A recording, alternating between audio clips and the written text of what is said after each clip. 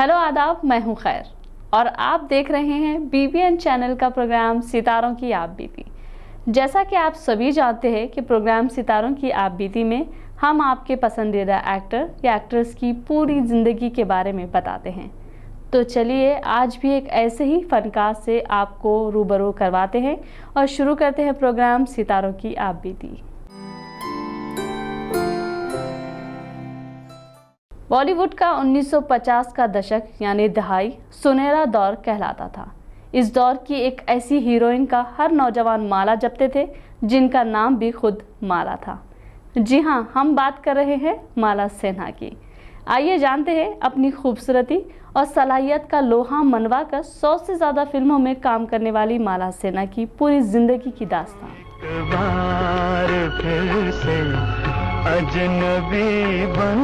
1950 के दशक यानी दहाई की हीरोइन माला सिन्हा, जिनका जन्म 11 नवंबर 1936 यानी 1936 को नेपाल से वाबस्ता एक परिवार में हुआ था। उनके पिता एक नेपाली ईसाई थे। माला सिन्हा का पहले नाम आल्डा सिन्हा था। बाद में फिल्मों में आने के बाद उन्होंने अपना नाम बदलकर माला सिन्हा रख लिया। माला सिन्हा ने 1966 यानी 1966 में नेपाल के ही शहरी चिदंबर प्रसाद लोहानी से शादी की थी। लोहानी एक बिजनेसमैन थे।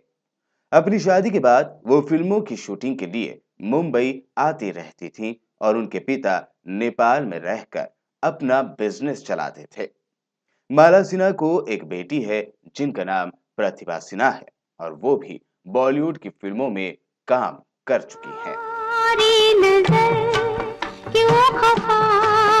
Multi talented Mala Sinha radio पर अक्सर गाने भी गाया करती थी। उन्हें मशहूर एक्टर्स नरगिस से कंपेयर भी किया जाता था। बहरहाल आइए आगे बढ़ते हैं और अब बात करते हैं उनकी बॉलीवुड में करियर की।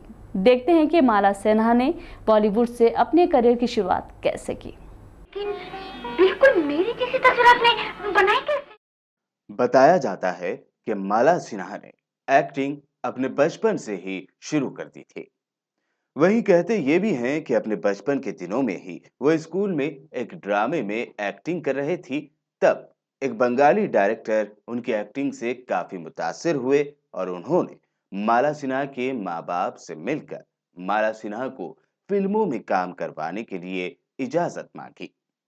माला सिन्हा ने बंगाली फिल्मों से एक्टिंग की दुनिया में अपना कदम रखा, लेकिन शायद मुंबई की माया नगरी उनका रास्ता देख रही थी।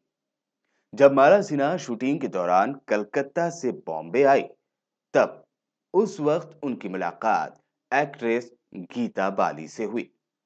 गीता बाली ने माला सिन्हा की मुलाकात मशहूर डायरेक्टर केदार शर्मा से करवाई। केदार शर्मा माला सिन्हा से बहुत मुतासिर हुए और उन्होंने माला सिन्हा को अपनी फिल्म में साइन कर लिया। शुरुआत में तो मुंबई की माया नगरी माला सिन्हा के लिए खुशकिस्मत साबित नहीं हुई। एक के बाद एक उनकी 3 से 4 फिल्में फ्लॉप हो गईं या फिर ज्यादा नहीं चल पाई। लेकिन उनका हिट फिल्म देने का ख्वाब उस वक्त पूरा हुआ जब उन्हें मिली मशहूर एक्टर गुरुदत्त की फिल्म प्यासा। गुरुदत्त इस फिल्म में पहले मधुबाला को लेना चाहते थे। फिल्म प्यासा में माला सिन्हा ने एक नेगेटिव रोल बड़ी ही महारत से अदा किया था।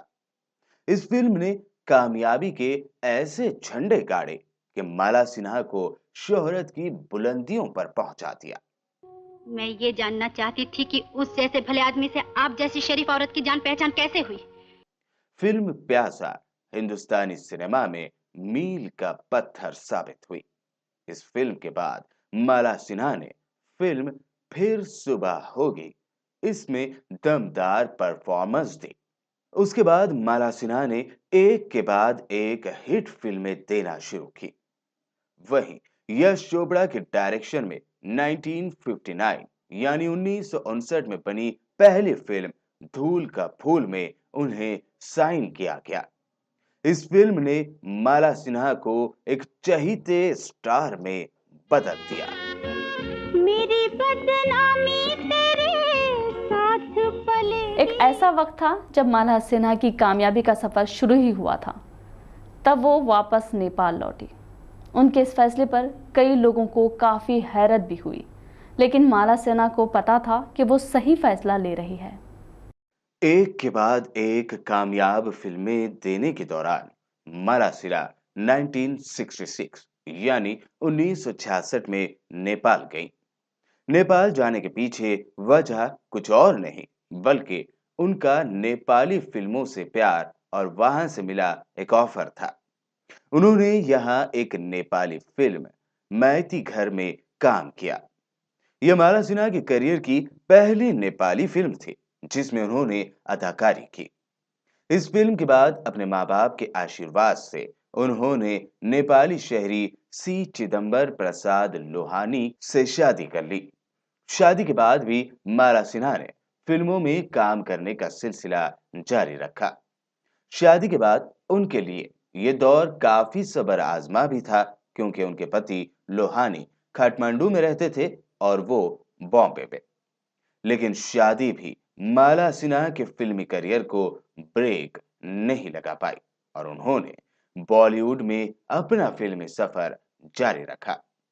माला सिन्हा 1958 में फिल्म परवरिश, उजाला, मैं नशे में हूं, दुनिया न माने, 1959 में लव मैरिज, 1960 में बेवकूफ, 1961 में माया, 1962 में हरियाली और रास्ता, दिल तेरा दीवाना, अनपढ़ और बॉम्बे का चोर जैसी कई कामयाब और ब्लॉकबस्टर फिल्में थी।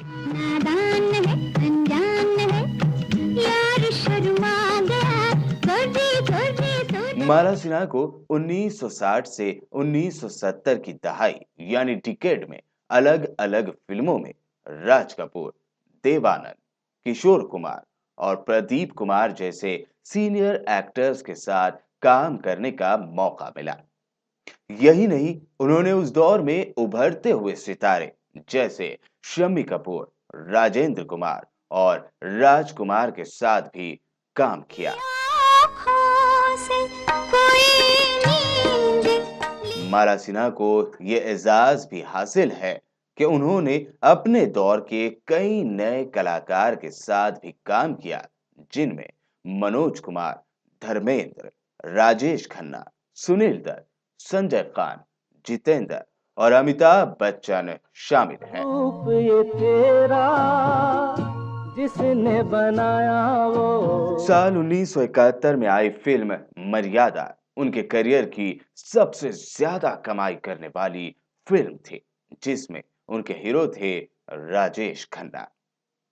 माला सिन्हा की ज्यादातर फिल्मों में उन्होंने नारी शक्ति को साबित करने वाले रोल अदा किए। माला सिन्हा ने 1970 से 1980 तक काफी कम फिल्मों में काम किया और फिर आखिरी मर्तबा साल 1994 में वो हिंदी फिल्म जिद में नजर आई। फिल्मों में अपनी खूबसूरती और दमदार एक्टिंग के बलबूते 100 से ज़्यादा फिल्मों में काम करने वाली माला सिन्हा ने अपने करियर के आखिर में अपनी बेटी प्रतिभा सिन्हा का करियर संवारने की कोशिश की, लेकिन उनकी बेटी को उतनी कामयाबी नहीं मिल पाई। हिंदी फिल्मी दुनिया में माला सिन्हा वो नाम है जिनसे आज भी इंस्पिरेशन ली जाती है।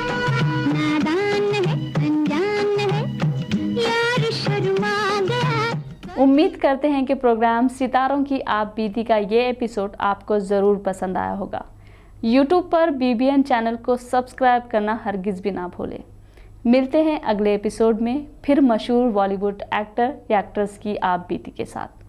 तब तक के लिए आपकी होस्ट खैर को इजाज़त दीजिए। देखते रहिए BBN चैनल।